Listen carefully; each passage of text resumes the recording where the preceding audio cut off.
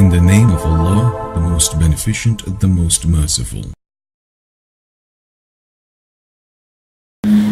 My journey to Islam started when a couple of friends of mine, they wanted to take me to the mosque. I was hanging out with a lot of people that were Muslim.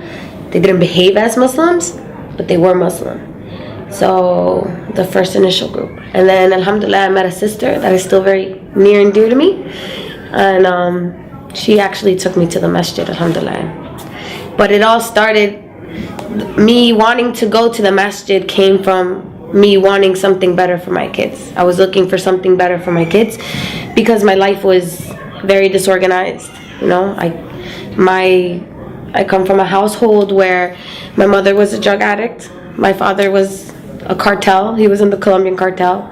He got 30 years in jail. My mother died from a heroin overdose. So my lifestyle was very similar to them, and I was going down that path. And I didn't want to leave my kids the way my mother left us. So the more I reflected on that, that kind of pushed me to look for something, like, you know, for something. And when I was hanging out with them, they told me that being Muslim was about just believing in one God. And that was appeasing to me. You know, I didn't have to have any statues, and it's just one God. And I got curious. That's where it started.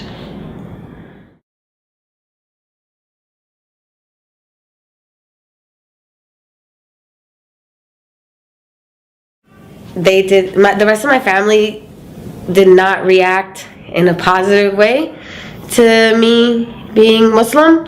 It wasn't so much me saying La ilaha illallah that bothered them, because they're not Catholic to the sense where they're constantly in the church, or, you know, they just go to church when it's the palms or the ashes. But it was my attire that disturbed them, and the things that I changed. I no longer was Natalie that came in with the coronas and was like, hey, party over here, you know. I was now Natalie who was like, assalamu alaikum, how are you? And they're like, they didn't understand when I didn't want to go to a barbecue because they had pork. They didn't understand when I didn't want to go because they were drinking. They didn't understand that I didn't celebrate birthdays and that I wasn't going to celebrate a birthday.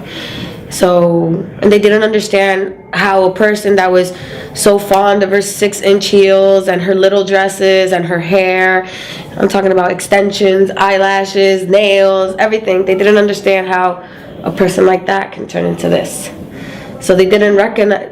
One Christmas I went to visit them and they literally slammed the door in my face. They didn't recognize who I was. My cousin looked at me and was like, what the heck?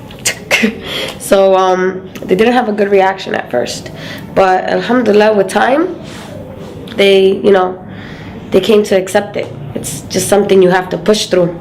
You have to push through it, and eventually if you hold on to it hard enough, they'll accept it. You know, I compared my dress attire to that of the Virgin Mary. I'm like, how do you pray to her and it's okay for her to dress like that? This is supposed to be the person that you think is the greatest woman on earth, you know, and you don't want me to dress like her. And that kind of shut them up. And then after reflecting, I guess, for a while, they realized, they're like, well, you know what, if this means you're not leaving the house drunk, and they're not calling us to tell us you drove yourself into a tree, or that you're high or whatever, then we like you like this. So they don't like it. So one of my sisters doesn't speak to me to this day, but alhamdulillah, they accept it.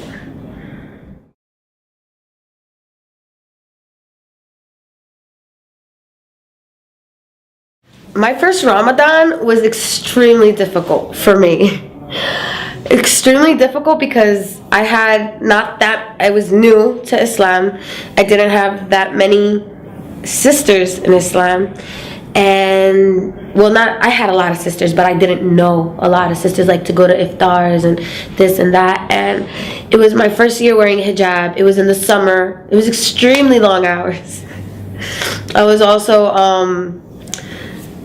you know, I come from a family where food is like, you know, we make huge meals all the time, and I had to cook for the kids. It was very difficult. But alhamdulillah, like, the thirst was the biggest deal, but once you push through it, and it just becomes, you know, it becomes easier.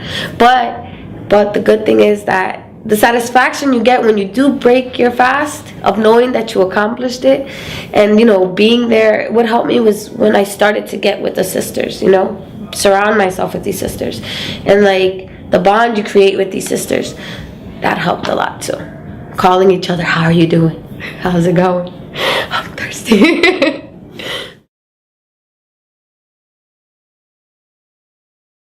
The one thing I love about Islam is I love my sisters in Islam. And I also love the promise of something better at the end. Because nobody wants to do this forever, right?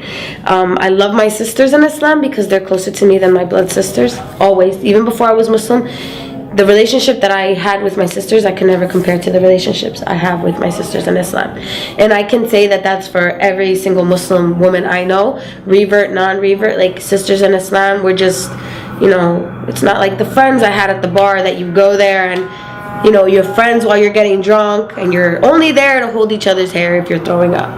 You know, these sisters, you know, they're there in the good, the bad, the pretty, the ugly, everything. You know, these sisters, even though they're not blood related to me, they're closer to my children than my family. They're closer to me than my family. So alhamdulillah, my favorite part is definitely my sisters in Islam.